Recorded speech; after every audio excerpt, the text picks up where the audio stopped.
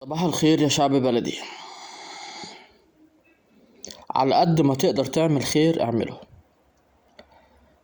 ممكن تحط في البلكونة طبق صغير بلاستيك وفيه مية عشان خاطر العصافير او الحمام ماشي العطشان يعدي يشرب. وممكن تحط على باب بيتك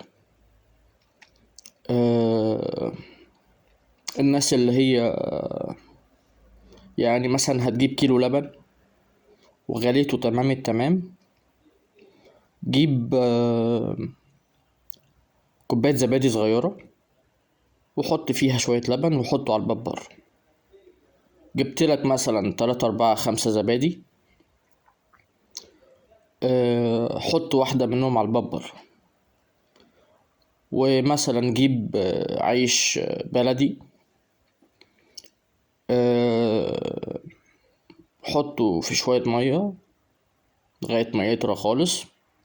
وبعد كده نص مثلا الرغيف ماشي، وبعد كده حطه في برضو علبة زبادي وحطه على الباب بره. وبعد كده اجيب علبة لوحدها فاضية وحط فيها مية وحطها برضو على الباب بره.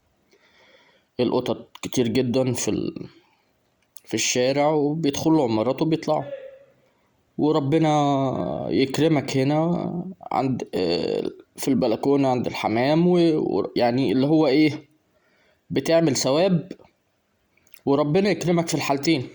فاللي يقدر يعمل كده يقدر يعمل كده يقدر. ولو تقدر تحط مع المية بتاعة الحمام والعصافير بره